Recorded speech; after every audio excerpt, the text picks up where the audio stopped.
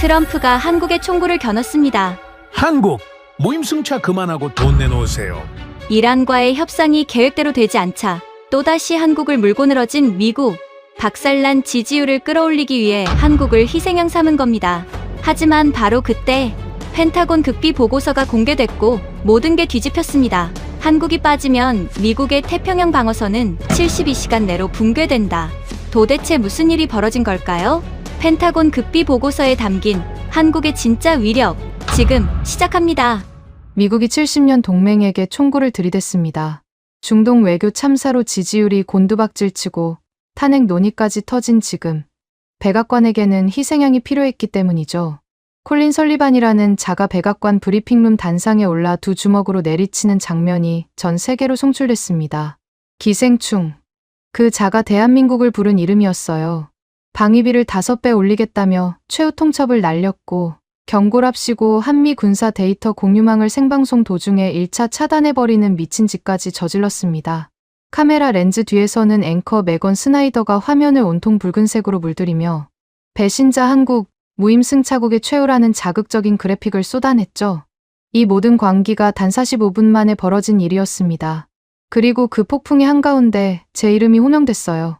펜타곤의 리처드 갤러거 국장이 72시간 안에 한국의 무가치함을 증명할 것이다. 설리반이 카메라를 정면으로 응시하며 그렇게 선언했습니다.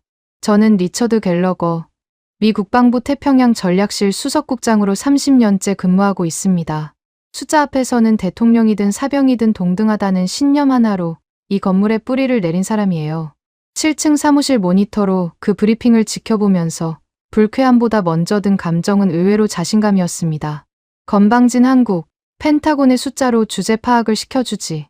주먹을 가볍게 쥐며 그렇게 생각했어요.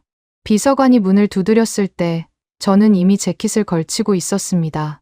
백악관 긴급 호출이었어요. 차량이 대기 중이라는 말에 고개만 끄덕이고 엘리베이터를 탔습니다. 펜타곤에서 백악관까지는 차로 15분 남짓이에요.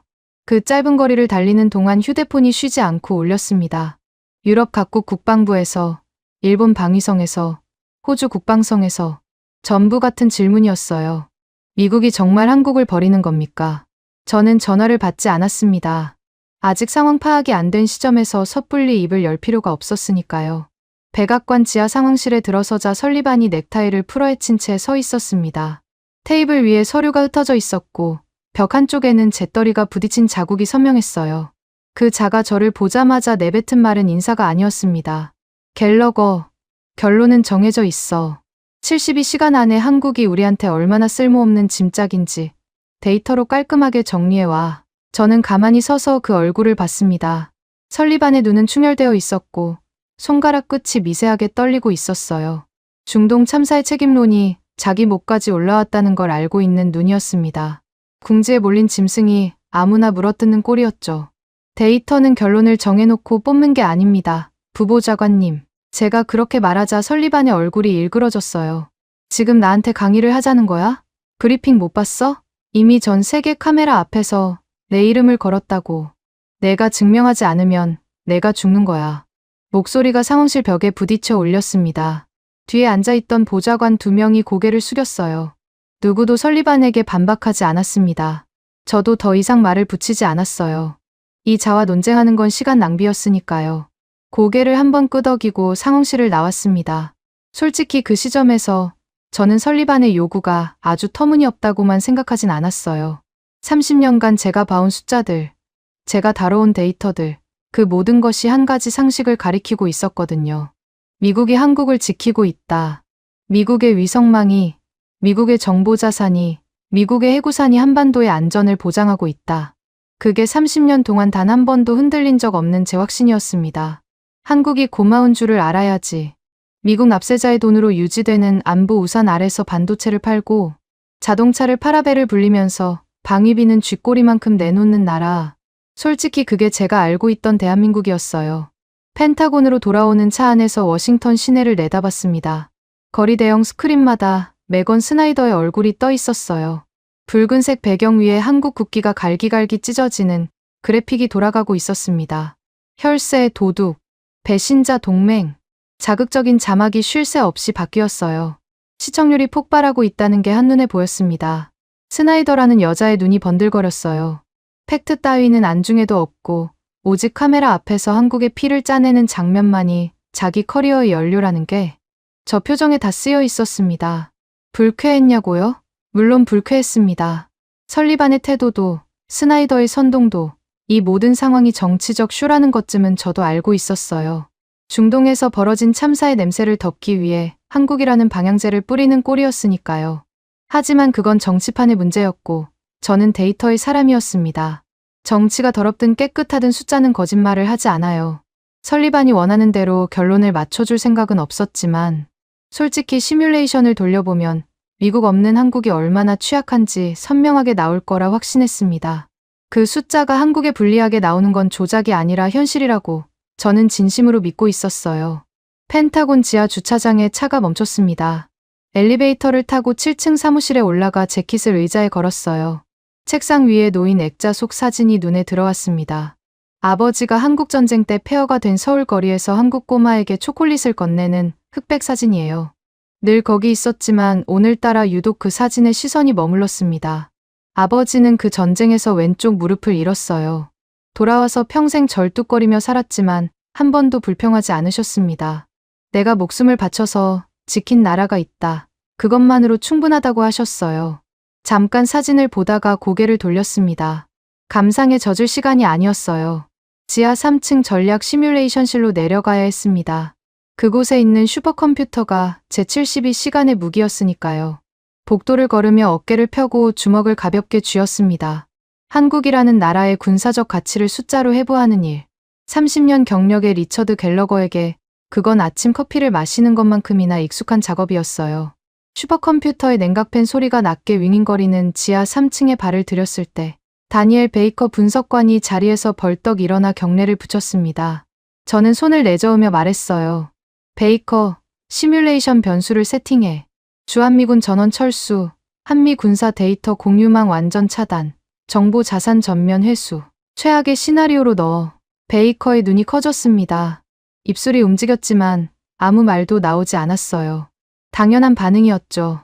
동맹 이탈이라는 변수를 실제로 슈퍼컴퓨터에 입력하는 건 이론 수업에서나 나오는 이야기였으니까요.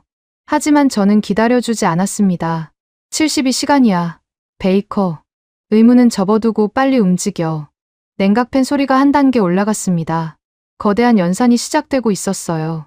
저는 그 소리를 들으며 모니터 앞 의자에 앉았습니다. 숫자가 나오면 모든 게 명확해질 거라 믿었어요. 미국 없는 한국이 얼마나 무력한지 그 차가운 팩트가 제 화면을 가득 채울 거라 의심하지 않았습니다. 30년간의 확신이 무너지기까지 남은 시간은 고작 12시간이었습니다. 전 세계가 미쳐 돌아가고 있었습니다. 설리반의 브리핑이 나간 지 12시간도 채 되지 않아서요. 아침에 눈을 떠보니 지구상의 모든 뉴스 채널이 한국을 물어뜯고 있었어요. CNN, BBC, 알자지라, HK. 채널을 돌릴 때마다 메건 스나이더가 전날 밤 내보낸 붉은색 그래픽이 인용되고 있었습니다. 혈세, 도둑, 무임승차 동맹, 기생충 국가. 한 방송사가 쓴 자극적인 표현을 다른 방송사가 받아쓰고 그걸 또 다른 방송사가 헤드라인으로 올리는 식이었어요. 사실 확인 따위는 없었습니다. 설리반이 단상에서 주먹을 내리친 그 장면. 그 20초짜리 영상 하나가 전 세계 언론의 먹이가 되어 24시간째 돌아가고 있었어요. 저는 펜타곤 7층 사무실에서 커피를 마시며 그 화면들을 봤습니다. 프랑스 르몽드는 미국의 동맹 정책 실패라는 제목을 달았지만 기사 본문에는 한국의 방위비 분담률이 다른 동맹국에 비해 낮다는 설리반 측 자료가 그대로 인용되어 있었어요. 독일 슈피겔은 아시아 안보 질서의 균열이라며 비교적 점잖은 톤이었지만 기사 말미에 미국의 요구가 일리 있다는 워싱턴 싱크탱크 연구원의 코멘트를 붙여놨더군요. 한국 편을 드는 매체는 단 하나도 보이지 않았습니다. 그 와중에 진짜 움직이고 있는 자가 있었어요. 그레고리 로카트.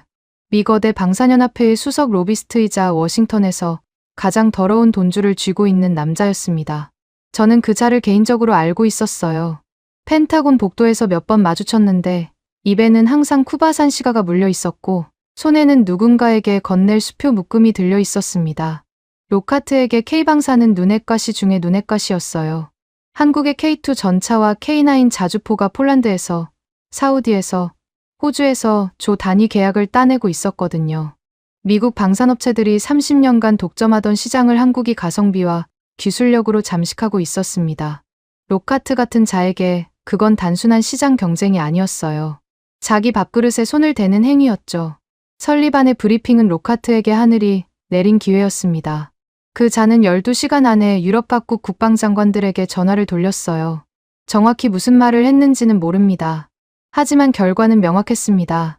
그날 오후 사우디아라비아 국방부가 K2 전차 대규모 도입 계약을 전면 무기한 보류한다고 발표했어요. 2시간 뒤에는 폴란드 국방성이 K9 자주포 추가 발주분을 동결한다는 공식 성명을 냈습니다. 조 단위 계약 2건이 하루 만에 얼어붙은 겁니다. 저는 그 소식을 듣고도 크게 동요하지 않았어요. 솔직히 말하면 당연한 수순이라고 생각했습니다. 미국이 공식적으로 한국과의 안보 협력에 의문을 제기한 마당에 어떤 나라가 한국산 무기를 선뜻 사겠습니까? 미국의 정보자산 보호가 없는 한국산 무기는 실전에서 고철이나 다름없다. 로카트가 어떤 인터뷰에서 그렇게 말했다는 소식이 들려왔을 때도 저는 고개를 끄덕였어요. 틀린 말이 아니라고 생각했으니까요. 그때까지는요. 워싱턴 거리에서는 더 추악한 일이 벌어지고 있었습니다. 주미 한국 대사관 앞에 극우 단체 수백 명이 몰려들었어요. 성조기를 흔들며 태극기를 찍고 불을 질렀습니다. 화형식이었어요. 대사관 철문 앞에서 타오르는 태극기를 배경으로 셀카를 찍는 자들도 있었습니다. 경찰은 시위대를 제지하는 신용만 했어요. 메건 스나이더의 보도 채널 카메라가 그 장면을 실시간으로 중계하고 있었고, 스나이더는 스튜디오에서 입꼬리를 올리며 미국 시민의 정당한 분노라는 자막을 내보냈습니다. 그 시각 대사관 3층 집무실에서 한태준 대사가 뭘 하고 있었는지는 나중에 알았습니다. 창밖으로 태극기가 타는 연기가 올라오고 있었는데 한 대사는 등을 돌리고 차를 마시고 있었다고 해요. 옆에 있던 참사관이 대응 성명을 내자고 건의했을 때 한 대사가 한 말이 있습니다. 개가 짖어도 기차는 갑니다. 팩트 데이터나 준비하세요. 대사관 직원들 사이에서 그 말이 퍼졌고 결국 제 귀에까지 들어왔어요. 처음 들었을 때는 코웃음이 나왔습니다. 대사관 앞에서 자기 나라 국기가 불타고 있는데 차나 마시고 앉아있다니 배짱이 좋은 건지 상황 파악이 안 되는 건지 분간이 안 됐어요. 한태준이라는 사람이 육군 사성 장군 출신이고 합참의장을 지낸 인물이라는 건 서류상으로 알고 있었지만 그게 워싱턴의 정치판에서 무슨 의미가 있겠습니까? 미국의 심장부에서 벌어지는 싸움은 전장과 다르다고 저는 그렇게 치부했습니다. 오후 늦게 더 큰 일이 터졌습니다. 미 국방부가 예정되어 있던 차세대 장갑차 연합 입찰에서 한국 방산, 기업 전체를 서류 심사도 없이 일방적으로 퇴출한다고 발표한 겁니다. 입찰 자격 자체를 박탈해버렸어요. 30년간 펜타곤에서 일하면서 동맹국 기업을 서류 심사 없이 내쫓는 건 본 적이 없었습니다. 전례가 없는 조치였어요. 이건 순수한 안보 판단이 아니라 정치적 보복이라는 게 누가 봐도 뻔했지만 펜타곤 안에서 그걸 입 밖에 내는 사람은 아무도 없었습니다. 저는 그 발표문을 읽으며 씁쓸한 기분이 들었어요. 불쾌하되 놀랍지는 않았다고 해야 정확하겠죠. 설리반이 판을 벌이기 시작하면 끝까지 밀어붙인다는 건 알고 있었으니까요. 하지만 한편으로는 이게 점점 선을 넘고 있다는 느낌을 지울 수 없었습니다. 동맹국을 이 정도로 모욕하고 짓밟는 건 설령 그 동맹이 미국에 덜 기여하고 있다 하더라도 도를 넘은 거였어요. 그 불편함을 안고 지하 3층 시뮬레이션실로 내려갔습니다. 냉각팬 소리가 어제보다 한 단계 높아져 있었어요. 슈퍼컴퓨터가 제가 전날 입력시킨 변수들을 갈아먹고 있었습니다. 주한미군 전원 철수, 한미 데이터 공유망 완전 차단, 미국 정보 자산 전면 회수, 다니엘 베이커 분석관이 2중 3중으로 변수를 교차 검증하며 밤을 새웠다는 게 얼굴에 그대로 드러나 있었어요. 눈 밑이 까맣고 셔츠가 구겨져 있었습니다. 국장님, 코어 온도가 급격히 올라가고 있습니다. 연산량이 예상치의 3배를 넘었어요. 베이커가 모니터를 가리키며 말했습니다. 슈퍼컴퓨터 코어 온도 그래프가 가파르게 치솟고 있었어요. 냉각 시스템이 풀가동되면서 지하실 전체가 미세하게 진동하고 있었습니다. 이 정도 연산량이면 보통 대규모 전쟁 시나리오를 돌릴 때나 나오는 수치였어요. 동맹 이탈이라는 단 하나의 변수가 이만큼의 연산을 요구한다는 게 의외였습니다. 예상 완료 시각은 새벽 4시쯤이면 1차 결과가 나올 겁니다. 저는 고개를 끄덕이고 모니터 앞에 앉았습니다. 기다리는 수밖에 없었어요. 슈퍼컴퓨터가 답을 내놓으면 그 숫자가 모든 걸 결정할 터였습니다. 한국이 미국 없이 얼마나 빨리 무너지는지 그 냉혹한 팩트가 화면을 채울 거라고 저는 여전히 의심하지 않았어요. 사무실로 올라가 소파에 눕지도 않았습니다. 지하 3층 의자에 그대로 앉아 기다렸어요. 천장에 형광등이 미세하게 깜빡였고 냉각팬 소리가 자장가처럼 일정한 리듬으로 울렸습니다. 베이커는 건너편 책상에 엎드려 잠깐 눈을 붙이다가도 모니터에 새 로그가 뜰 때마다 벌떡 일어났어요. 그런 베이커를 보면서 저는 생각했습니다. 이 젊은 분석관이 내일 아침이면 자기가 밤새워 뽑은 데이터가 한 나라의 운명을 좌우하게 된다는 걸 알고 있을까? 시계가 새벽 3시를 넘기고 있었습니다. 모니터 속 연산 진행률 바가 98%를 가리키고 있었어요. 거의 다 됐습니다. 저는 커피를 한 모금 마시고 자세를 바로 했어요. 30년 경력의 군사 전략 분석관이 데이터 앞에서 긴장하는 건 웃기는 일이었지만 왠지 모르게 손바닥에 땀이 배어 있었습니다. 냉각팬 소리가 한순간 멈추더니 다시 낮은 윙윙거림으로 돌아왔어요. 연산이 끝난 겁니다. 모니터 화면이 한번 깜빡이고 1차 결과 로그가 올라오기 시작했습니다. 베이커가 의자에서 튕기듯 일어나 달려왔어요. 저는 화면을 봤습니다. 첫 줄에 붉은 글씨가 떠 있었어요. 그 붉은 글씨를 읽는 순간 손에 들고 있던 커피잔이 미끄러졌습니다. 도자기가 바닥에 부딪혀 산산이 부서지는 소리가 지하실 전체에 울렸어요. 뜨거운 커피가 구두를 적셨지만 느끼지 못했습니다. 화면에서 눈을 뗄 수가 없었어요. 베이커가 제 얼굴을 보며 입술을 달싹거렸지만 아무 소리도 내지 못했습니다. 저는 의자 팔걸이를 움켜쥐고 화면의 다음 줄을, 그 다음 줄을 미친 듯이 읽어 내려갔어요.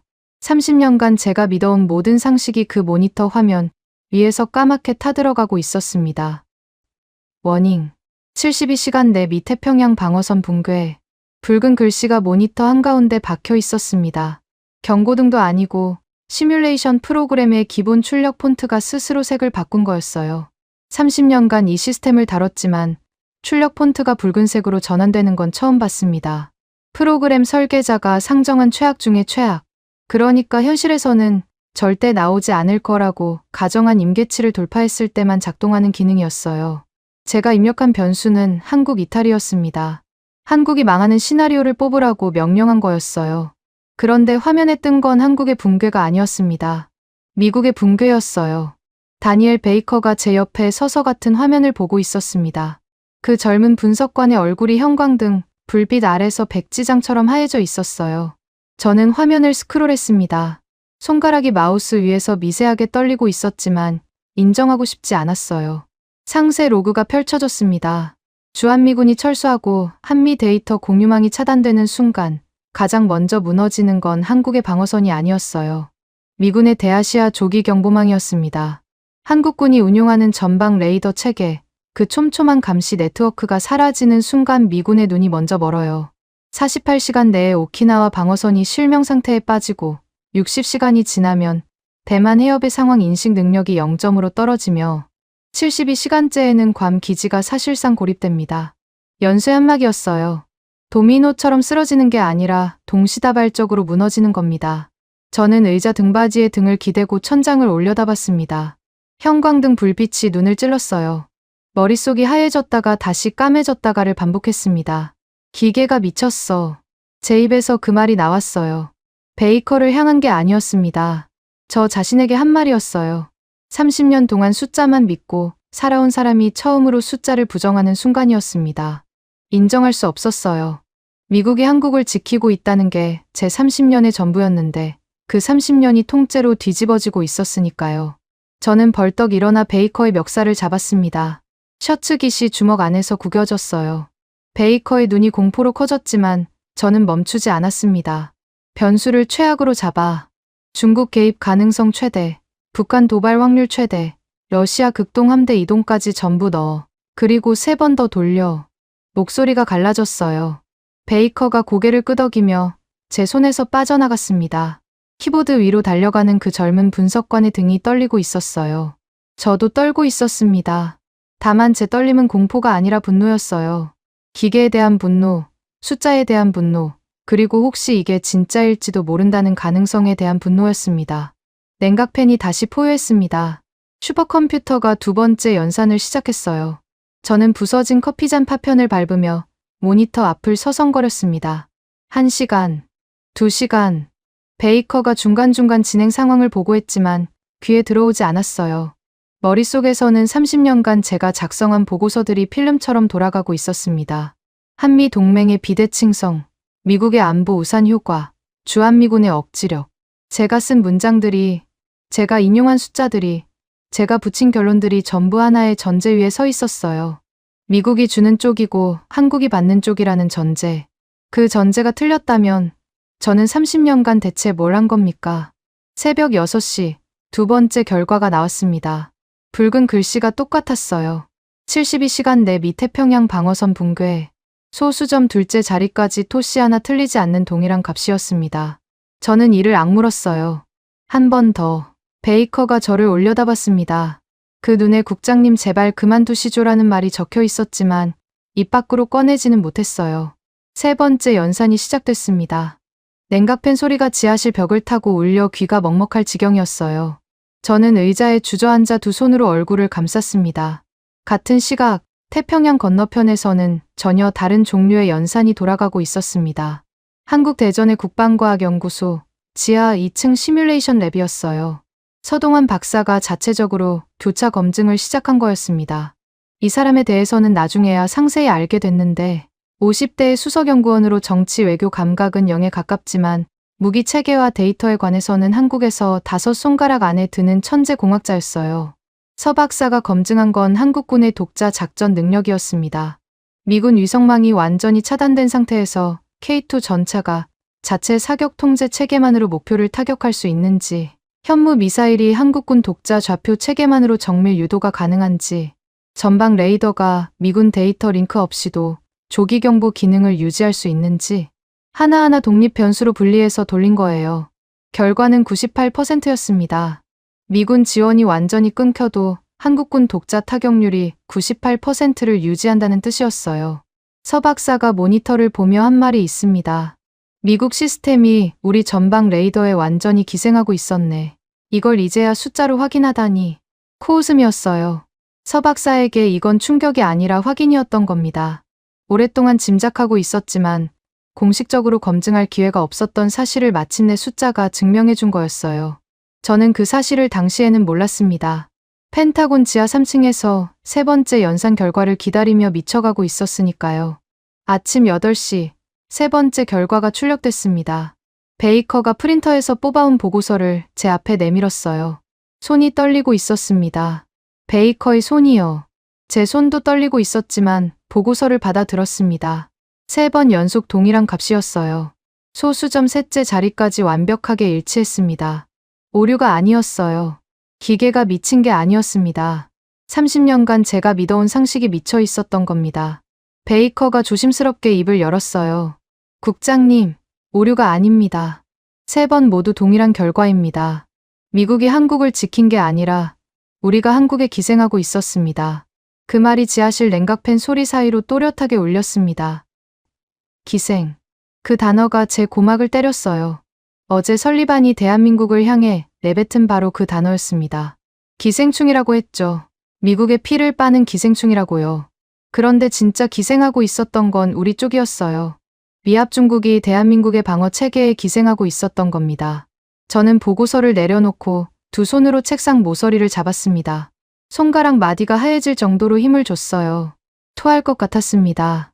물리적으로 속이 뒤집히는 느낌이었어요. 30년이라는 시간의 무게가 한꺼번에 위장 위로 올라오는 것 같았습니다. 보고서의 상세 항목을 하나씩 읽어 내려갔어요. 한국군 전방 레이더 체계가 커버하는 범위가 미군 독자 감시망의 3배에 달했습니다. 한국 해군의 이지스 구축함이 수집하는 실시간 해상 데이터가 미 태평양 함대 작전의 근간이었어요. 한국 공군의 조기 경보 네트워크가 사라지면 미군은 북한 미사일 발사를 45초 늦게 탐지합니다. 45초. 대륙간 탄도미사일 요격에서 45초는 생사의 차이예요. 그 45초를 한국이 벌어주고 있었던 겁니다. 지갑 속 아버지의 사진이 떠올랐습니다. 폐허가 된 서울 거리에서 한국 꼬마에게 초콜릿을 건네던 젊은 미군 병사. 아버지는 한국을 지키기 위해 무릎을 잃었다고 믿었어요. 저도 그렇게 믿었습니다. 하지만 그 한국이 폐허에서 일어나 70년 만에 미국의 심장을 지키는 방패가 되어 있었다는 사실을 아버지도 저도 전혀 몰랐던 겁니다. 모니터를 끄고 어둠 속에 앉아 있었습니다. 냉각팬 소리만 울리는 지하 3층에서 저는 한 가지 사실을 직면해야 했어요. 이 데이터를 설리반에게 가져가면 어떻게 되는가. 설리반은 한국을 짓밟을 숫자를 원하고 있었습니다. 그런데 제 손에 들린 숫자는 한국을 짓밟는 순간 미국이 먼저 쓰러진다는 증거였어요. 설리반이 이걸 받아들일 리가 없었습니다. 이 보고서는 백악관의 한국 프레임을 통째로 뒤집어 버리니까요. 숨을 깊이 들이마셨습니다. 내쉬는 숨이 떨렸어요. 숫자는 거짓말을 하지 않는다. 그게 30년간 제가 지켜온 유일한 원칙이었습니다. 데이터가 가리키는 방향이 설리반의 입맛에 맞든 안 맞든 제가 할 일은 정해져 있었어요. 이 보고서를 들고 백악관으로 가는 겁니다. 설리반이 발악을 하든 책상을 뒤집든 그건 그 자의 문제였습니다. 자리에서 일어나 재킷을 집었어요. 베이커에게 보고서 원본을 보안 금고에 넣으라고 지시하고 엘리베이터를 탔습니다. 7층 복도를 지나며 창밖을 봤어요. 워싱턴의 하늘이 회색이었습니다. 아침 햇살이 구름 뒤에 묻혀 나오질 않았어요. 오늘 하루가 어떻게 될지 예감 같은 건 없었습니다. 다만 한 가지는 확실했어요. 제 손에 들린 보고서가 설리반의 책상 위에 놓이는 순간 조용히 끝나는 일은 아무것도 없을 거라는 것. 보고서를 서류 가방에 넣고 정문을 나섰습니다. 차가 대기하고 있었어요. 뒷좌석에 앉아 문을 닫는 순간 차 안의 정적이 귀를 눌렀습니다. 운전병이 행선지를 물었어요. 백악관. 그 두 글자가 입에서 나오는데 30년이 걸렸습니다. 설리반의 집무실 문을 열기 전에 3초쯤 멈춰 섰습니다. 문 너머에서 누군가의 고함 소리가 새어나오고 있었어요. 설리반이 보좌관에게 소리를 지르고 있는 것 같았습니다. 저는 노크를 하지 않았어요. 손잡이를 잡고 그냥 밀었습니다. 문이 열리자 설리반이 고개를 돌렸어요. 넥타이를 아예 벗어던진 상태였고 셔츠 소매를 팔꿈치까지 걷어 올리고 있었습니다. 책상 위에 커피 자국이 번져 있었고 바닥에는 구겨진 서류 뭉치가 흩어져 있었어요. 보좌관 2명이 벽 쪽에 바짝 붙어 서서 숨을 죽이고 있었습니다.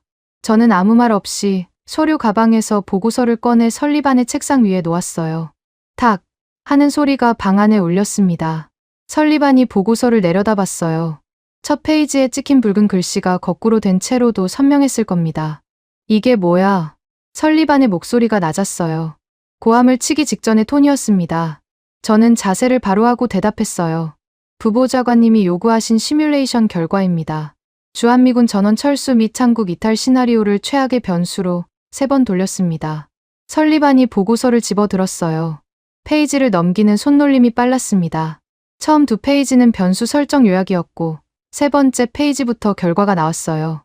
설리반의 눈동자가 멈추는 게 보였습니다. 72시간 내 미태평양 방어선 붕괴. 그 줄에 눈이 꽂힌 거였어요. 넘기던 손이 멈췄습니다. 5초, 10초, 20초. 설리반이 같은 줄을 응시한 채 미동도 하지 않았습니다. 방 안에 공기가 얼어붙었어요. 보좌관들이 눈치를 살피며 서로를 쳐다봤습니다. 설리반이 보고서를 책상 위에 도로 내려놓았어요. 아주 천천히 조심스럽게요. 그리고 책상 위에 놓여있던 유리 잿더리를 집어들더니 벽을 향해 힘껏 내던졌습니다. 유리가 벽에 부딪혀 산산이 부서지는 소리가 귀를 찢었어요. 보좌관 한 명이 어깨를 움츠렸습니다. 파편이 바닥에 쏟아져 내렸어요. 이딴 쓰레기를 들고 와서 내 시간을 낭비하겠다는 거야? 설리반의 얼굴이 불그락푸르락 변하고 있었습니다. 관자놀이에 핏줄이 붉어져 나왔어요. 저는 움직이지 않았습니다. 유리 파편이 제 구두 앞까지 튀어왔지만 고개를 숙이지 않았어요. 숫자를 조작해. 당장. 한국이 빠지면 미국한테 아무 영향 없다는 결과가 나와야 해. 어떻게든 만들어와. 설리반이 책상 모서리를 두 손으로 잡고 몸을 앞으로 기울이며 말했습니다. 눈이 충혈되어 있었어요. 이 자는 진심이었습니다. 데이터를 조작하라는 명령이 NSC 수석 부보좌관의 입에서 공식적으로 나온 거였어요. 부보좌관님, 시뮬레이션 결과는 조작 대상이 아닙니다. 최악의 변수를 3번 투입했고 3번 모두 동일한 값이 나왔습니다. 한국 이탈 시 무너지는 건 한국이 아니라 미태평양 방어선입니다. 제 목소리가 생각보다 단단했어요. 놀랄 만큼 단단했습니다. 아까 차 안에서는 손이 떨렸는데 막상 이 자의 얼굴을 보고 서니까 떨림이 사라졌어요. 대신 뱃속에서 뜨거운 게 올라왔습니다. 분노였어요. 설리반의 오만함에 대한 분노가 아니었습니다. 30년간 제가 같은 착각 속에 살았다는 사실에 대한 분노였어요. 설리반이 책상을 주먹으로 내리쳤습니다. 커피잔이 뛰어올라 옆으로 넘어졌어요. 까만 커피가 보고서 위로 번졌습니다. 내가 지금 나한테 대들겠다는 거야. 갤러거? 누가 내 월급을 주는지 잊었어? 내가 이 보고서를 들고 나가는 순간 내 커리어는 끝이야. 30년 연금 전부 날려먹을 각오가 된 거냐고. 침이 튀었어요. 설리반의 침이 제 얼굴에 튀었습니다. 저는 닦지 않았어요. 가만히 서서 그 자를 봤습니다. 궁지에 몰린 짐승이 이빨을 드러내는 꼴이었어요. 이 자가 두려워하는 건 한국이 아니었습니다. 이 데이터가 세상에 나가는 순간 백악관의 한국 프레임이 무너지고 중동 참사의 책임론이 고스란히 자기 머리 위로 쏟아진다는 사실이 두려운 거였어요. 저는 대답하지 않았습니다. 커피에 젖은 보고서를 집어들고 몸을 돌렸어요. 등 뒤에서 설리반이 뭐라고 소리를 질렀지만 문을 닫으니 울림만 남았습니다. 백악관을 나와 펜타곤으로 돌아오는 길에 전화가 왔어요. 마이클 브래들리 합참의장이었습니다. 목소리가 지나치게 부드러웠어요. 평소에 브래들리답지 않았습니다. 복도에서 보면 이가 될 때만 웃는 사람이었거든요. 리처드, 잠깐 볼 수 있나? 내 사무실 말고 아래층 회의실에서 비공식으로. 비공식. 그 단어가 신경을 건드렸어요. 합참의장이 수석국장을 비공식으로 부르는 건 보통 일이 아니었습니다. 펜타곤 2층 소회의실에 도착하자 브래들리가 먼저 와 있었어요. 사복이 아니라 정복 차림이었는데 계급장의 4개 별이 형광등 아래서 반짝였습니다. 의자에 앉아 다리를 꼬고 있었어요. 편안한 자세였습니다. 너무 편안했어요. 설리반한테 갔다 왔다며? 브래들리가 물었습니다. 소식이 빠르더군요. 설리반 집무실을 나온 지 40분밖에 안 됐는데 이미 알고 있었어요. 저는 고개를 끄덕였습니다. 보고서를 봤어. 72시간 붕괴 시나리오. 꽤 충격적이더군. 브래들리의 말투는 마치 날씨 이야기를 하는 것 같았어요. 관심이 없는 게 아니라 의도적으로 가볍게 만드는 거였습니다. 제 반응을 살피고 있었어요. 사실대로 보고한 겁니다. 합참의장님. 알아. 자네가 데이터를 조작할 사람이 아니라는 건 나도 30년째 보고 있으니까. 브래들리가 자리에서 일어나 제 옆으로 왔습니다. 어깨에 손을 올렸어요. 묵직한 손이었습니다. 사성 장군의 손이 제 어깨를 두드렸어요. 2번, 3번. 리처드, 자네 태평양 사령관 자리에 관심 없나? 심장이 한 박자 멈췄습니다. 태평양 사령관, 사성 장군. 펜타곤에서 30년을 보낸 군인에게 그건 꿈의 끝이었어요. 전역 후 안락한 노후가 보장되는 자리. 아내에게, 딸에게 당당할 수 있는 자리. 제 경력의 마지막 퍼즐이 될 수 있는 자리였습니다. 보고서를 조용히 덮어. 설리반이 원하는 대로 결론을 약간만 수정하면 돼. 아주 약간. 자네 경력에 흠집 하나 없이 사성 장군 달고 전역하는 거야. 나쁜 거래 아니잖아. 브래들리의 눈이 웃고 있었어요. 입도 웃고 있었습니다. 하지만 그 미소 뒤에 있는 건 따뜻함이 아니었어요. 계산이었습니다. 이 사람이 왜 이렇게까지 나서는 건지 그때는 정확히 몰랐지만 냄새가 났어요. 로카트의 냄새. 방산 마피아의 돈 냄새가 이 사성 장군의 정복에 배어 있었습니다. 합참의장님, 데이터는 수정 대상이 아닙니다. 제가 그렇게 말하자 브래들리의 어깨에 올려져 있던 손이 멈췄어요. 두드리던 손이 멈추고 그대로 어깨 위에 얹혀 있었습니다. 무게가 달라졌어요. 같은 손인데 온기가 사라졌습니다. 리처드. 브래들리의 목소리가 반톤 낮아졌습니다. 미소가 거쳤어요. 눈이 달라졌습니다. 잘 생각해. 이건 제안이 아니야. 경고야. 내가 이 보고서를 가지고 밖에서 떠들면 나는 국가반역죄 프레임을 씌워야 해. 내 30년 연금이 동결되고 딸이 일하는 곳에 연방 수사관이 들이닥칠 거야. 가족 계좌 전부 동결. 알지? 이게 어떻게 돌아가는지 자네도 30년이면 충분히 봤잖아. 어깨 위에 손이 떨어졌습니다. 브래들리가 한 발 물러서며 정복 재킷의 단추를 정리했어요. 제 얼굴을 정면으로 바라봤습니다. 네 개의 별이 빛나는 합참의장의 얼굴에는 어떤 감정도 없었어요. 협박을 마치고 정리하는 표정이었습니다. 세탁기에서 빨래를 꺼내는 것처럼 자연스러운 동작이었어요. 오늘 밤까지 생각해봐. 브래들리가 문을 열고 나갔습니다. 복도에서 구두 소리가 멀어졌어요. 저는 빈 회의실에 혼자 남았습니다. 형광등이 지직거렸어요. 딸의 얼굴이 떠올랐습니다. 올해 32, 국무부에서 일하고 있었어요. 첫 직장이었습니다. 그 아이의 이름이 연방수사관의 서류에 올라가는 장면이 머릿속을 스쳤어요. 주먹을 쥐었습니다. 손톱이 손바닥에 박혔어요. 그날 밤은 펜타곤에서 보냈습니다. 집에 가지 않았어요. 가면 아내 얼굴을 볼 텐데 아무 말도 할 수 없을 것 같았거든요. 사무실 소파에 누워 천장을 보며 생각했습니다. 사성 장군, 연금, 딸의 직장, 30년의 경력. 한쪽 저울에 그것들이 올라가 있었어요. 다른 쪽 저울에는 보고서 한 장이 올라가 있었습니다. 72시간 내 미태평양 방어선 붕괴. 숫자 몇 줄이었어요. 종이 한 장이었습니다. 하지만 그 종이 한 장이 진실이었어요. 새벽 2시에 전화기가 울렸습니다. 베이커였어요. 목소리가 떨리고 있었습니다.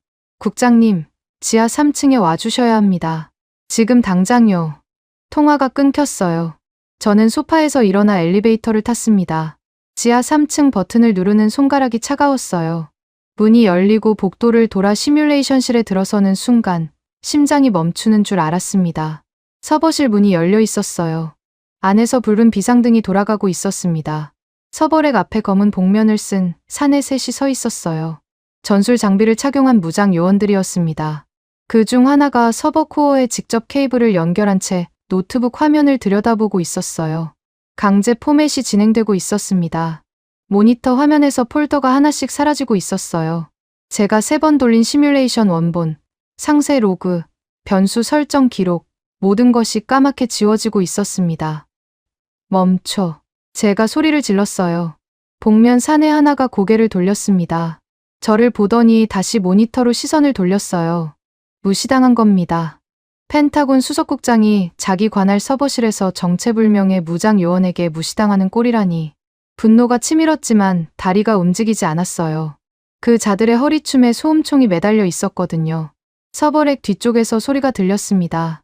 끌려 나오는 소리였어요. 다니엘 베이커가 바닥에 주저앉아 있었습니다. 요원 하나가 베이커의 관자놀이에 소음총 총구를 대고 있었어요. 베이커의 얼굴이 눈물 범벅이었습니다. 입술이 파랗게 질려 있었고 온몸이 사시나무처럼 떨리고 있었어요. 이 친구가 서버렉 뒤에서 뭔가 하다가 걸렸습니다. 복면 요원이 담담하게 말했어요. 마치 주차 위반 딱지를 끊는 것처럼 사무적인 톤이었습니다. 베이커가 백업을 시도하다 발각된 거였어요. 총구가 관자놀이에서 떨어지지 않았습니다. 건드리면 총소리가 납니다. 소음기가 달려있으니 복도에서는 못 들을 겁니다. 요원이 덧붙였어요. 협박이 아니라 안내처럼 들렸습니다. 저는 숨을 멈추고 서 있었어요. 할 수 있는 게 아무것도 없었습니다. 모니터 화면에서 마지막 폴더가 사라졌어요. 진행률 바가 100%를 찍고 강제 포맷 완료라는 문구가 떴습니다. 진실을 증명할 유일한 숫자들이 모니터 화면에서 까맣게 타들어가며 증발해 버린 겁니다. 요원들이 케이블을 뽑고 장비를 정리했어요. 5분도 걸리지 않았습니다. 들어올 때처럼 아무 소리 없이 사라졌어요. 서버실에는 붉은 비상등만 돌아가고 있었습니다. 바닥에 주저앉은 베이커가 소리 없이 울고 있었어요. 저는 그 옆에 쪼그려 앉았습니다. 아무 말도 할 수 없었어요. 입을 열면 무슨 말이 나올지 저도 몰랐거든요. 빈 서버렉의 냉각팬이 여전히 돌아가고 있었습니다. 더 이상 연산할 데이터가 없는데도 팬은 멈추지 않았어요. 그 소리가 텅 빈 지하실에서 메아리쳤습니다. 대한민국의 압도적 가치를 증명할 숫자가 전부 사라진 자리에서 냉각팬만이 아무 일도 없었다는 듯 윙윙거리고 있었습니다. 서버실 비상등이 꺼진 뒤에도 한참을 그 자리에 앉아 있었습니다. 바닥이 차가웠어요.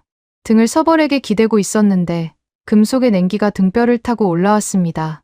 베이커는 건너편 벽에 기대 앉아 무릎에 얼굴을 묻고 있었어요. 울음은 멈췄지만 어깨가 간헐적으로 들썩였습니다. 저는 주머니에서 지갑을 꺼냈어요. 낡은 가죽 지갑이었습니다.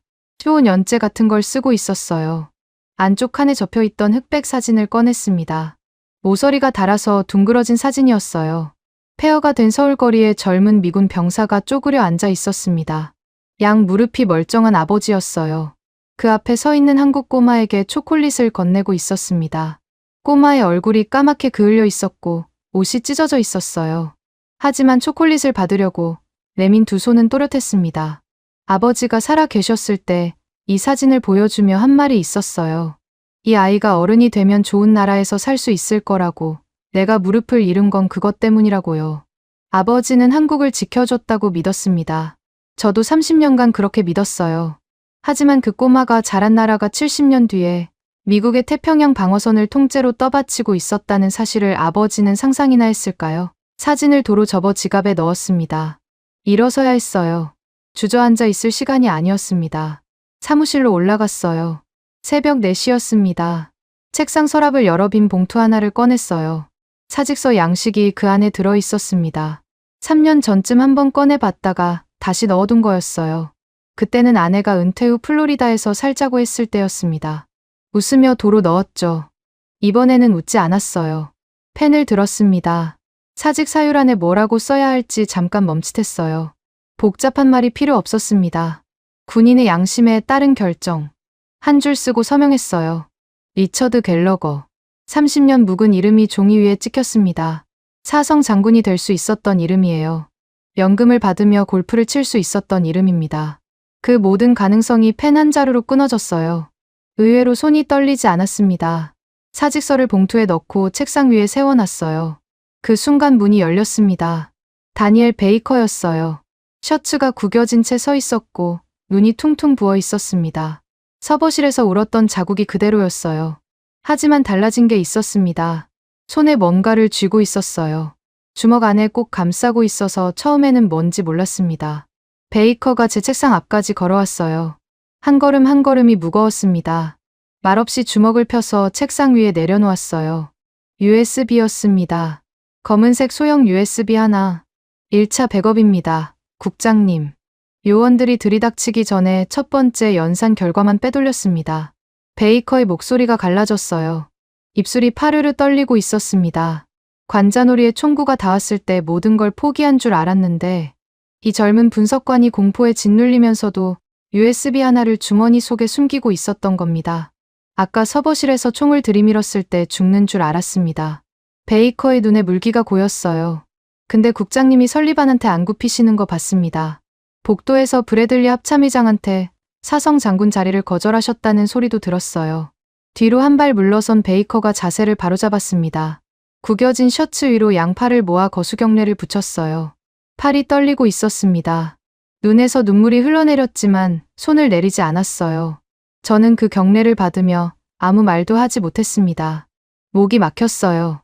겨우 고개를 끄덕이는 것으로 답했습니다. 베이커가 손을 내리고 돌아서 나갔어요.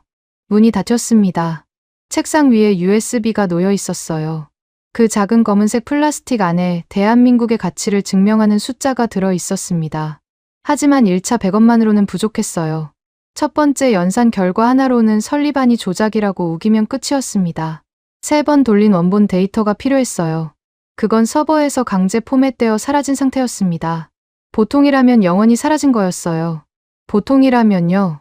새벽 5시에 보안 통신망으로 한 통의 전화를 걸었습니다. 미 사이버 사령부 포렌식 전담 장교 스티븐 린. 사이버 사령부 안에서도 기인으로 통하는 사내였어요. 정치판 싸움은 혐오하지만 자기 관할 서버에서 누가 장난질을 치면 끝까지 물고 늘어지는 자존심의 화신이었습니다. 전화를 받은 스티븐의 첫 마디가 뭔지 아십니까? 누가 감히 펜타곤 서버에서 영구 삭제를 쳤어. 내 구역에서. 분노였어요. 제가 상황을 설명할 필요도 없었습니다. 스티븐은 이미 서버 이상 로그를 감지하고 있었어요. 30분 뒤 지하 3층에 나타난 스티븐은 서버렉 앞에 앉아 노트북을 펼치더니 손가락을 멈추지 않았습니다. 키보드 위에서 손가락이 춤을 추는 것 같았어요. 화면에 코드가 폭포처럼 쏟아졌습니다. 30분이 채 안 걸렸어요. 스티븐이 의자를 뒤로 밀며 고개를 돌렸습니다. 복원 완료. 원본 데이터 전량 살려냈어. 모니터에 3번의 시뮬레이션 결과가 다시 떠올랐습니다. 소수점 셋째 자리까지 동일한 그 붉은 숫자들이요. 하지만 스티븐은 거기서 멈추지 않았어요. 비릿하게 웃으며 화면을 한 번 더 넘겼습니다. 삭제한 놈이 자기 흔적은 지웠다고 생각하겠지만 디지털은 거짓말을 안 하죠. 서버 접속 로그에 타임스탬프가 전부 남아있어. 삭제 지시를 내린 접속 권한의 출처가 백악관 NSC 부보좌관 전용 단말기야. 시각은 새벽 1시 42분. 콜린 설리반이 직접 불법 접속해서 삭제 명령을 내린 거야. 불법 조작의 지문이 통째로 복원된 겁니다. 설리반이 직접 서버에 접속해서 강제 포맷을 지시한 시각, 접속 경로, 권한 인증 기록까지 영혼까지 털렸어요. 이건 단순한 데이터 복원이 아니었습니다. 백악관의 범죄 증거였어요. USB 하나가 2개의 무기가 됐습니다. 복원된 원본 데이터와 설리반의 불법 조작 타임스탬프. 하지만 아직 부족했어요. 미국 내부 시뮬레이션만으로는 외부에서 검증이 안 된다는 반론이 나올 수 있었습니다. 그때 보안통신망에 수신 메시지가 떴어요. 주미 한국 대사관에서 온 암호 통신이었습니다. 한태준 대사의 이름으로 발송된 파일이 첨부되어 있었어요. 열어보니 한국 국방과학연구소 서동원 박사의 독자 검증 데이터였습니다. 미군 위성망이 완전히 차단된 상태에서 K2 전차와 현무 미사일의 독자 타격률 98% 유지. 한국군이 미군 없이도 자체 작전 능력을 거의 완벽하게 보존한다는 과학적 증거였어요. 한 대사가 언제 이걸 준비시켰는지 모르겠지만 타이밍이 소름 끼칠 정도로 정확했습니다. 두 번째 무기가 장전됐어요. 하지만 운명은 거기서 한 발 더 쏴줬습니다. 그날 밤 10시, 비가 내리고 있었습니다. 워싱턴의 뒷골목에서 약속 없는 만남이 있었어요. 펜타곤 정문이 아니라 후문 주차장으로 나가 세 블록을 걸었습니다. 가로등 불빛이 빗방울에 부서지는 골목 끝에 사내 하나가 서 있었어요. 트렌치 코트 깃을 세우고 우산도 없이 비를 맞고 있었습니다.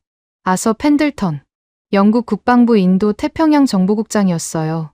이 사람이 워싱턴에 있다는 건 공식 기록 어디에도 없었습니다. 야간 비행기로 몰래 들어온 거였어요. 갤러거 국장. 펜들턴이 비에 젖은 얼굴로 저를 봤습니다. 영국식 악센트가 빗소리 사이로 또렷했어요. 유럽은 진짜 방패가 누군지 알고 있소. 미국이 실수를 저지르기 전에 누군가는 진실을 말해야 합니다. 코트 안주머니에서 봉투 하나를 꺼내 제게 내밀었어요. 봉투가 빗물에 약간 젖어 있었습니다. 안에는 2권의 문서가 들어 있었어요. 첫 번째는 영국 국방부가 극비로 작성한 한국 이탈시 아시아 안보 평가서였습니다. 두 번째는 일본 방위성 내부 문서였어요. 한국이 동아시아 방어선에서 이탈할 경우 일본의 남서쪽 안보는 48시간 내에 붕괴된다는 자체 분석이 적혀 있었습니다. 일본이 그 사실을 알고 있었던 겁니다. 한국의 가치를 가장 인정하기 싫어했을 나라가 내부적으로는 한국 없이는 자기들도 끝난다는 걸 문서로 남겨놓고 있었어요. 이걸 넘기시면 동맹 파기 위험을 감수하시는 겁니다. 펜들턴 국장. 제가 말하자 펜들턴이 빗물을 닦으며 고개를 저었어요. 거짓 위에 세운 동맹은 동맹이 아닙니다. 갤러거. 봉투를 제 손에 쥐어주고 펜들턴은 골목 끝으로 걸어갔습니다. 트렌치 코트 자락이 빗속에서 흔들렸어요. 돌아보지 않았습니다. 가로등 불빛이 닿지 않는 어둠 속으로 사라졌어요. 비를 맞으며 펜타곤으로 돌아왔습니다. 사무실 책상 위에 낡은 서류 가방을 열었어요. 안에 3개의 봉투를 나란히 넣었습니다. 스티븐 린이 복원한 포렌식 로그, 한국 국방과학연구소의 독자 타격 데이터, 영국과 일본의 극비 평가서, 3발의 탄원이 하나의 가방 안에 장전됐어요. 젖은 재킷을 의자에 걸고 앉았습니다. 시계가 자정을 넘기고 있었어요. 내일이면 이 가방을 들고 어딘가로 가야 합니다. 설리반에게 돌아가는 건 의미가 없었어요. 브래들리도 마찬가지였습니다. 백악관과 합참이 한편인 상황에서 내부 보고 채널은 모두 막혀 있었어요. 이 진실이 세상에 나가려면 그들이 손댈 수 없는 무대가 필요했습니다. 그 무대는 하트 빌딩 216호였습니다. 미 상원 군사위원회 청문회장이에요. 조지 스탠튼 위원장이 청문회 소집을 결정했다는 소식은 새벽에 들었습니다. 스탠튼은 70대의 꼬장꼬장한 원로 정치인으로 당파를 떠나 미국 안보를 최우선으로 놓는 몇 안 되는 사람이었어요. 백악관의 한국 때리기가 점점 선을 넘고 있다는 걸 그도 감지하고 있었던 겁니다. 제가 증인으로 출석하겠다는 의사를 전달하자 스탠튼 위원장 측에서 즉각 수락했어요. 조건은 하나였습니다. 모든 증거를 갖고 오라는 거였어요. 낡은 서류 가방을 들고 하트 빌딩에 도착한 건 오전 9시였습니다. 216호실 앞 복도에는 이미 기자들이 몰려 있었어요. 카메라 렌즈가 저를 향해 돌아갔지만 아무 말도 하지 않았습니다. 고개를 숙이지도 않았어요. 정면을 보고 걸었습니다. 무거운 참나무 문이 열리고 청문회장 안으로 들어섰어요. 천장이 높았습니다. 대리석 기둥이 양쪽으로 늘어서 있었고 정면 상단에 위원장석이 놓여 있었어요. 스탠튼 위원장이 안경을 코끝에 걸치고 서류를 넘기고 있었습니다. 양옆으로 위원들이 앉아 있었고 증인석은 그 아래 정중앙에 놓여 있었어요. 마이크 하나, 물컵 하나, 의자 하나, 방청석을 훑었습니다. 첫 번째 줄에 콜린 설리반이 앉아 있었어요. 양복을 새로 차려입고 있었습니다. 넥타이를 다시 매고 있었어요. 브리핑룸에서 미친 듯이 단상을 내리치던 모습과는 달랐습니다. 여유로운 표정이었어요. 입꼬리가 올라가 있었습니다. 서버를 밀었으니까요.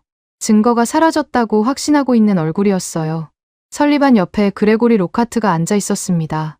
입에 시간은 물고 있지 않았지만 입술이 비릿하게 올라가 있었어요. 두 사람이 눈빛을 교환하는 게 보였습니다. 승리를 나누는 눈빛이었어요. 저는 증인석에 앉았습니다. 마이크 높이를 조절하고 물을 한 모금 마셨어요. 서류 가방을 무릎 위에 올려놨습니다. 가방 안에 세 발의 탄환이 들어있었지만 얼굴에 드러내지 않았어요. 스탠튼 위원장이 의사봉을 두드렸습니다. 청문회가 개회됐어요. 형식적인 절차가 진행되는 동안 설리반이 손을 들어 발언을 요청했습니다. 스탠튼 위원장이 고개를 돌렸어요. 위원장님, 본 청문회의 내용은 국가안보와 직결됩니다. 즉각 비공개 밀실 회의로 전환해 주시기 바랍니다. 설리반의 목소리가 차분했어요. 법률 용어를 섞어가며 국가안보법 조항까지 인용했습니다. 비공개로 전환하면 카메라가 나가고 기자가 나갑니다. 밀실에서 보고서를 묻어버릴 수 있어요. 설리반은 그걸 노리고 있었습니다. 청문회장이 조용해졌어요.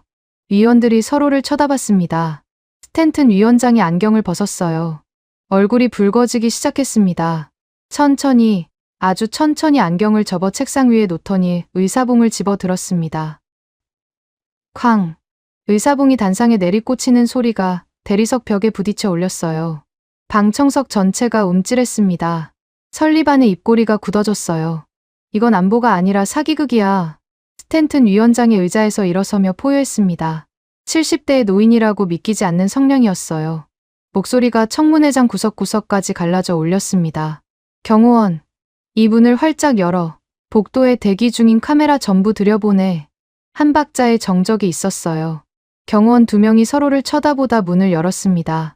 복도에서 대기하던 기자들이 카메라를 들고 쏟아져 들어왔어요. 수백 개의 렌즈가 일제히 청문회장을 향했습니다. 붉은색 온 에어 불빛이 카메라마다 켜졌어요.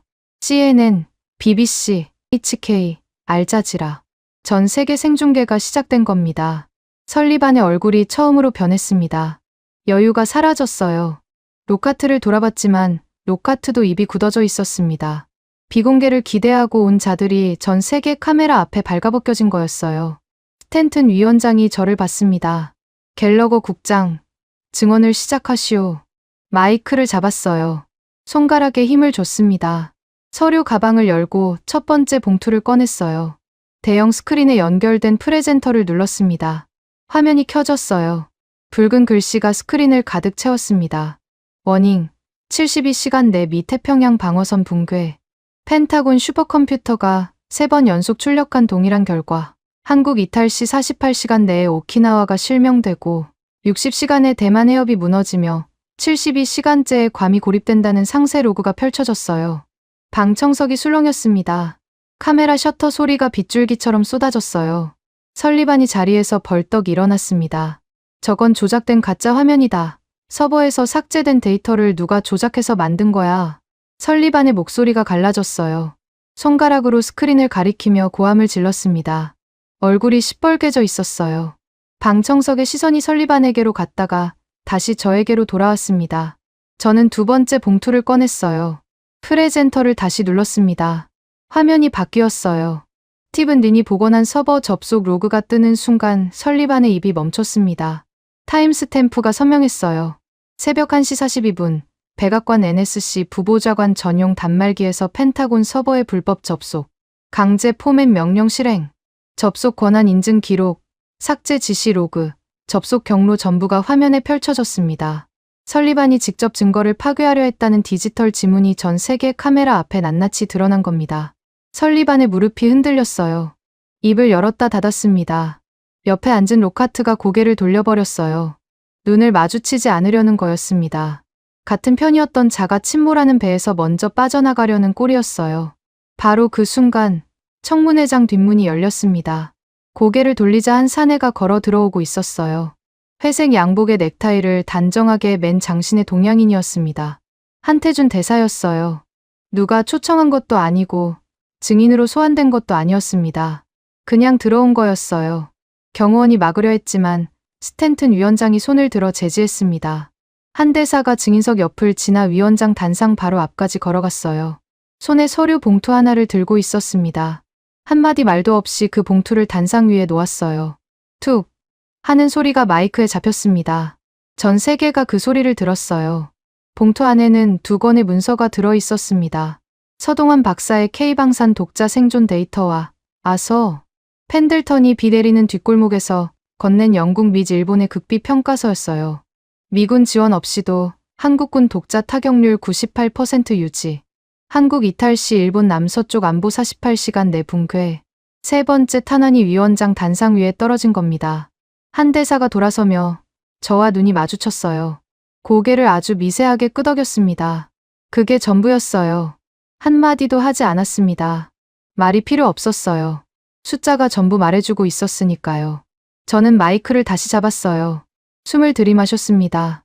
카메라의 붉은 불빛이 제 얼굴을 비추고 있었어요. 전 세계가 보고 있었습니다. 이 순간을 위해 사직서에 서명했고 사성 장군을 버렸고 가족을 위험에 내몰았습니다.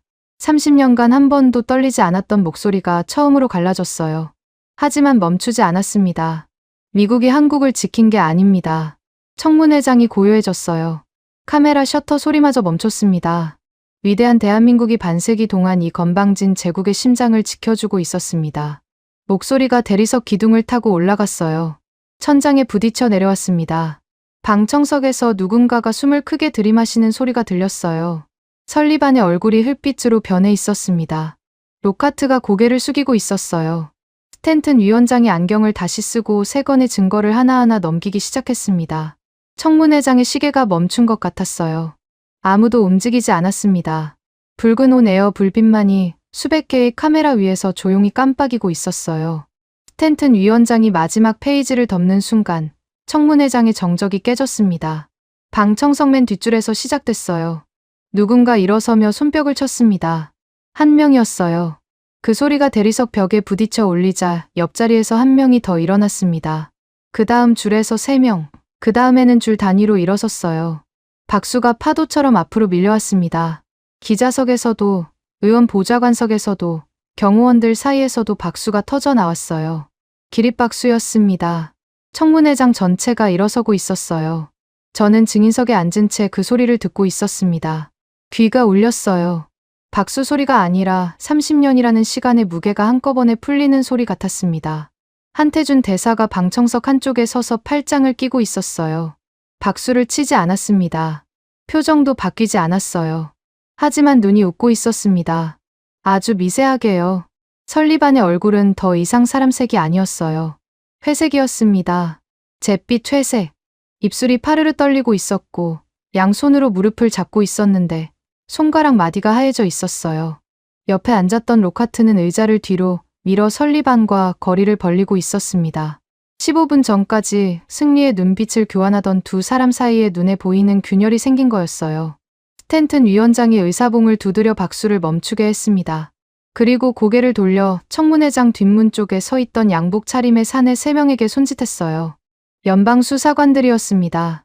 콜린 설리반 부보좌관, 펜타곤 보안 서버 불법 접속 및 국가안보 데이터 고의 파괴 혐의로 본 위원회는 당신을 현장 구금 조치합니다. 스탠튼의 목소리가 마이크를 통해 청문회장 전체에 울렸어요. 수사관 2명이 설리반의 양쪽에 섰습니다. 설리반이 고개를 들었어요. 눈동자가 초점을 잃고 있었습니다. 입이 열렸지만 소리가 나오지 않았어요. 수갑이 채워지는 찰칵 소리가 마이크에 잡혔습니다. 전 세계가 그 소리를 들었어요. 설리반이 수사관들에게 양팔을 잡힌 채 통로를 끌려나갔습니다. 구두가 대리석 바닥에 질질 끌리는 소리가 났어요. 고개를 숙이고 있었습니다. 카메라 렌즈 수백 개가 그 뒷모습을 따라갔어요. 이틀 전 단상을 주먹으로 내리치며 대한민국을 기생충이라 불렀던 바로 그 자가 전 세계 생방송 카메라 앞에서 수갑차고 질질 끌려 나가는 장면이었습니다. 하지만 끝이 아니었어요. 스탠튼 위원장이 스티븐 린을 증인석으로 호출했습니다. 스티븐이 노트북을 들고 올라왔어요. 키보드를 몇 번 두드리자 대형 스크린에 새로운 화면이 떠올랐습니다. 스위스 은행 계좌 이체 내역이었어요. 날짜, 금액, 송금인, 수취인이 선명했습니다. 그레고리 로카트가 콜린 설리반에게 이체한 금액이 7건, 총액이 800만 달러였어요. 이체 시기가 한미 방위비 협상 시점과 정확히 겹쳤습니다. 방산 마피아가 백악관 부보좌관을 돈으로 산 증거가 전 세계 앞에 펼쳐진 겁니다. 로카트의 얼굴에서 핏기가 빠졌어요. 의자에서 일어나려 했지만 다리에 힘이 없는 것 같았습니다. 겨우 몸을 일으켜 뒷문을 향해 걸으려 했어요. 등이 굽어 있었고 걸음이 비틀거렸습니다. 30분 전에 여유로운 미소가 흔적도 없이 사라져 있었어요. 뒷문에 손이 닿기 직전이었습니다. 문 앞에 헌병 2명이 서 있었어요. 미리 대기하고 있었던 겁니다. 로카트가 멈칫했어요. 뒤를 돌아봤습니다. 스탠튼 위원장이 안경 너머로 로카트를 내려다보고 있었어요. 아무 말도 하지 않았습니다. 말이 필요 없었어요. 헌병 하나가 로카트의 팔을 잡았습니다. 저항할 기력조차 남아있지 않은 것 같았어요. 그대로 바닥에 엎어졌습니다. 쿠바산 씨가 냄새가 배어있던 양복이 대리석 바닥에 쓸렸어요. 청문회장이 다시 술렁이는 사이 뒷줄에서 또 한 명이 움직였습니다. 마이클 브래들리 합참의장이었어요. 정복을 입고 있었는데 사성 장군의 별이 형광등 아래서 여전히 빛나고 있었습니다. 브래들리는 소리 없이 연문을 향해 걸었어요. 시선을 피하며 고개를 숙이고 있었습니다. 하지만 연문 앞에도 헌병이 서 있었어요. 브래들리가 발을 멈추는 순간 헌병이 한 발 앞으로 나와 팔을 잡았습니다. 사성 장군의 몸이 앞으로 꺾이며 바닥에 무릎을 꿇었어요. 계급장의 별 4개가 형광등 불빛 아래서 바닥을 향해 기울어졌습니다. 이틀 전 제 어깨를 두드리며 태평양 사령관 자리를 미끼로 흔들었던 바로 그 손에 수갑이 채워졌어요. 그 장면을 가장 크게 증폭시킨 건 의외의 곳에서 터졌습니다. 워싱턴 시내의 대형 보도 채널 스튜디오에서였어요. 메건 스나이더가 생방송을 진행하고 있었습니다. 청문회 장면이 실시간으로 송출되고 있었는데 스나이더는 여전히 한국 측 조작 가능성이라는 자막을 띄우며 버티고 있었어요. 하지만 설리반이 수갑 차고 끌려나가고 로카트의 뇌물 계좌가 공개되고 브래들리가 무릎 꿇는 장면이 연달아 터지자 스나이더의 눈동자가 흔들리기 시작했습니다. 프롬프터에 올라오는 대본을 읽으려 했지만 입이 따라가지 않았어요. 한국은 이 상황에서 미국이 단어가 뒤엉켰습니다. 방송국 윗선에서 누군가가 프롬프터를 강제 종료시켰어요. 화면에 글자가 사라진 거였습니다. 스나이더의 눈이 커졌어요. 대본 없이 카메라를 마주한 앵커의 입에서 아무것도 나오지 않았습니다. 3초, 5초, 7초. 생방송 사고였어요. 전 세계 시청자가 메건 스나이더의 침묵을 지켜봤습니다. 이틀 동안 배신자 한국이라며 화면을 붉게 물들이던 바로 그 앵커가 진실 앞에서 입을 열지 못하는 장면이 역사에 박제됐어요. 진실은 스튜디오 밖으로도 번졌습니다. 청문회 영상이 실시간으로 퍼져나가자 워싱턴 시내에서 시민들이 움직이기 시작했어요. 백악관 앞에 수만 명이 몰려들었습니다. 설리반을 지지하던 사람들이 아니었어요. 자국 정부의 거짓말에 분노한 미국 시민들이었습니다. 우리 정부가 동맹국을 배신했다. 세금으로 거짓말을 샀다. 플래카드가 올라갔어요. 경찰이 바리케이드를 쳤지만 인파는 계속 불어났습니다. 그 물결이 태평양을 건넜어요. 생중계를 지켜보던 폴란드 국방장관이 긴급 성명을 발표했습니다. K9 자주포 계약 보류를 즉각 철회하고 구매 물량을 2배로 상향한다는 내용이었어요. 서명은 생방송 도중에 전자문서로 처리됐습니다. 30분 뒤 사우디아라비아 국방부가 같은 조치를 취했어요. K2 전차 도입 계약 전면 재개 미추가 발주. 하루 만에 얼어붙었던 주 단위 계약들이 하루 만에 2배가 되어 돌아온 겁니다. 전 세계 뉴스의 헤드라인이 바뀌기 시작했어요. 혈세 기생충이라는 자막이 내려가고 세계를 지탱하는 고요한 방패 대한민국이라는 문구가 올라갔습니다. BBC가 먼저 바꿨고 알자지라가 뒤따랐어요. NHK는 1시간을 버티다 결국 같은 제목을 내걸었습니다. 이틀 전과 정확히 반대 방향으로 지구가 돌아가고 있었어요. 스탠튼 위원장이 의사봉을 들었습니다. 청문회장이 조용해졌어요. 카메라의 붉은 불빛이 위원장석을 비추고 있었습니다. 미상원 군사위원회는 본 시간부로 백악관의 부당한 방위비 압박 정책, 전면 백지화 빚 조작 연루자, 전원 기소를 의결합니다. 의사봉이 내려꽂혔어요. 쾅. 그 소리가 300년 된 하트 빌딩의 벽을 타고 울렸습니다. 박수가 다시 터졌어요. 이번에는 위원들도 일어섰습니다. 저는 증인석에서 내려왔어요. 다리가 후들거렸습니다. 30년간 이렇게 무릎이 풀린 적은 없었어요. 통로를 걸어 방청석 쪽으로 나오는데 한태준 대사가 서 있었습니다. 팔짱을 풀고 한 발 앞으로 나왔어요. 손을 내밀었습니다. 저도 손을 내밀었어요. 두 손이 맞잡혔습니다. 한 대사의 손이 크고 단단했어요. 사성 장군의 손이었습니다. 서로의 눈을 봤어요. 한 대사의 입이 열리지 않았습니다. 제 입도 열리지 않았어요. 아무 말도 필요 없었습니다. 그 악수가 전부였어요. 보호국과 피보호국이 아닌 동등한 파트너로서의 첫 번째 악수였습니다. 카메라 셔터가 쏟아졌어요. 그 사진이 다음 날 전 세계 신문의 일면을 장식했습니다. 청문회가 끝난 뒤 세계는 빠르게 재편됐습니다. 가장 먼저 움직인 건 파리였어요. 청문회 영상이 전 세계로 퍼진 지 24시간도 되지 않아서 프랑스 국방장관 피에르 로랑이 파리 한복판 엘리제궁 인근 기자회견장에서 긴급 성명을 발표한 겁니다. 저는 펜타곤 사무실 정리를 하다가 그 화면을 봤어요. 이미 사직서를 제출한 뒤였으니까 엄밀히 말하면 더 이상 제 관할이 아니었습니다. 하지만 채널을 돌리지 못했어요. 로랑 장관의 입에서 나온 말이 미국 방산 역사의 뼈대를 통째로 부러뜨리고 있었거든요. 로랑 장관은 단순히 한국 무기를 사겠다는 이야기를 한 게 아니었습니다. 그 자리에서 선포한 건 미국을 완전히 배제한 새로운 군사 표준 체제의 탄생이었어요. 유럽과 아시아를 잇는 연합 안보 프레임워크, 그 중심에 대한민국을 세우겠다는 선언이었습니다. 로랑 장관의 목소리가 기자회견장 마이크를 타고 울렸어요. 낡고 오만한 미국의 시대는 끝났습니다. 이제 우리 유럽은 압도적 기술력의 중심, 대한민국을 새로운 안보의 표준으로 모시겠습니다. 기자회견장이 술렁였어요. 프랑스 기자들 사이에서 탄성이 터졌습니다. 미국 특파원들의 얼굴은 하얘졌어요. 로랑 장관이 말한 건 외교적 수사가 아니라 구체적 행동 계획이었습니다. 나토 연합 안보 체계와 별도로 한국 주도의 기술 표준을 채택하는 독립 안보 프레임, 참여 의향서에 이미 프랑스, 독일, 폴란드, 사우디, 호주 6개국이 서명했다고 발표했어요. 미국이 70년간 쥐고 있던 군사 표준의 독점권이 기자회견 한 번으로 산산조각 난 겁니다. 저는 모니터를 보며 고개를 저었습니다. 설리반이 그토록 짓밟으려 했던 대한민국이 미국을 넘어 세계 군사 질서의 새로운 축으로 올라서고 있었어요. 설리반이 단상을 내리치며 기생충이라 불렀던 바로 그 나라가요. 워싱턴에서도 변화가 밀려왔습니다. 스탠튼 위원장이 주도한 법안이 미 의회를 통과했어요. 방위 분담 투명화 특별법이라는 이름이었습니다. 대통령이 독단적으로 동맹국의 방위비를 협박하거나 군사 데이터를 일방적으로 차단하는 행위를 원천 차단하는 법이었어요. 상원과 하원 모두 만장일치였습니다. 반대표가 단 한 표도 없었어요. 그만큼 설리반이 저지른 일에 충격이 컸던 거였습니다. 미국의 입법부가 자국 행정부의 오만함에 스스로 족쇄를 채운 거였어요. 그리고 제가 전혀 예상하지 못했던 일이 벌어졌습니다. 펜타곤에서 공문 하나가 나왔어요. 제가 사직한 자리를 대행하고 있던 차관보가 전화로 알려줬습니다. 목소리가 떨리고 있었어요.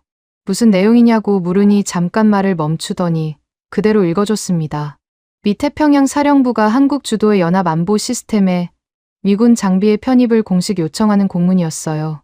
표현을 가다듬었지만 본질은 하나였습니다. 구걸이었어요.